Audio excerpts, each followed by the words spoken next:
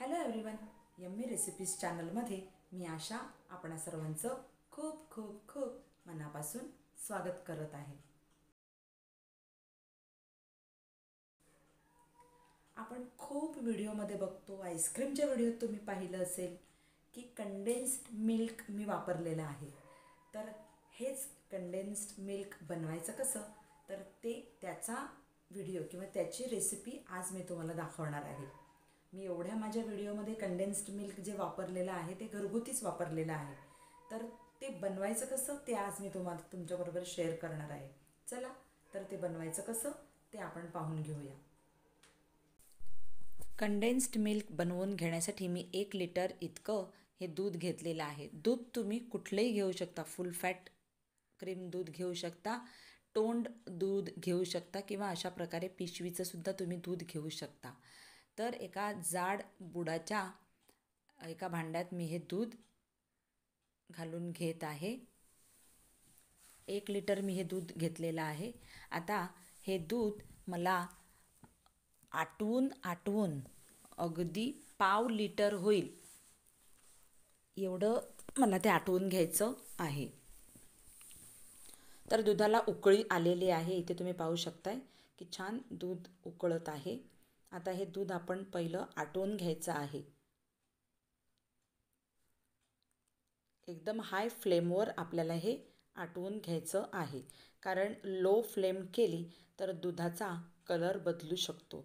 आपल्याला दुधाचा कलर बदलायचा नाही, म्हणून आपल्याला हे हाय फ्लेमवरच हे दूध आटवून घ्यायचं आहे आणि स्टर करतच आपल्याला हे आटवून घ्यायचं आहे.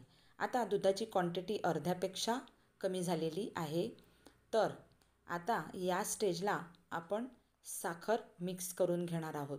तर इथे मी अर्धा कप एवढी साखर घालून घेत आहे.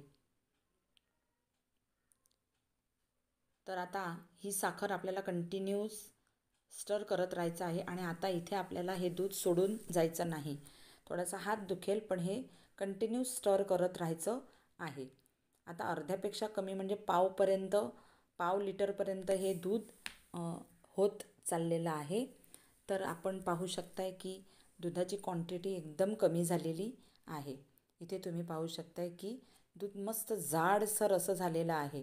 आता या स्टेजला आपण इथे थोडंसं बेकिंग सोडा आपण घालून घेणार आहोत. अगदी 1 चिमूटभर आपण बेकिंग सोडा घालायचा आहे, म्हणजे जेणेकरून हे ह्या दुधाला जाडसरपणाही येईल, मस्त फेस येईल आणि कन्सिस्टन्सी एकदम छान होण्यास मदत होते.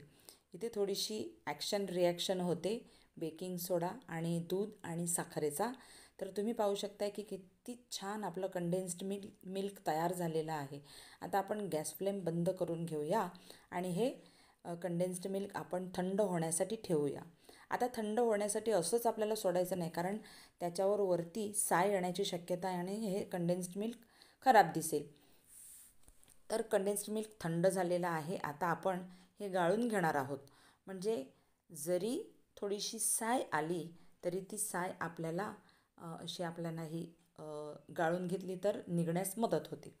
तर मी हे दूध किंवा हे कंडेन्स्ड मिल्क मस्त गाळून घेतलेलं आहे आणि आता आपल्याला स्मूथ असं कंडेन्स्ड मिल्क, अगदी बाजारात मिळतं तसं कंडेन्स्ड मिल्क आपलं हे तयार झालेलं आहे. इथे तुम्ही पाहू शकता की छान असं कंडेन्स्ड मिल्क तयार झालेलं आहे. तर आता आपण काचेच्या एका बरणीत मी हे स्टोअर करण्यासाठी ठेवत आहे. पण काचेची बरणी गरम पाण्यातून धुवून घ्यायची आणि ती एकदम सुकवून घ्यायची, म्हणजे यात हे कंडेन्स्ड मिल्क अगदी 6 ते 8 महिने फ्रीजमध्ये छान राहील. तर इथे मी 2 बरण्या भरून घेत आहे. 1 बरणी पूर्ण भरली आणि 1 अर्धी भरलेली आहे. तर या माझ्या छोट्या छोट्याच बरण्या आहेत, खूप मोठ्या नाही आहेत. तर हे कंडेन्स्ड मिल्क तयार आहे. आणि ही रेसिपी जर आवडली तर मात्र लाईक करा, शेअर करा, कमेंट करा आणि मात्र सबस्क्राईब करायला विसरू नका. माझ्या या चॅनलला सबस्क्राईब करा. मग आपण भेटूया पुढच्या अशाच एका सुंदर आणि खमंग व्हिडिओत. तोपर्यंत बाय बाय.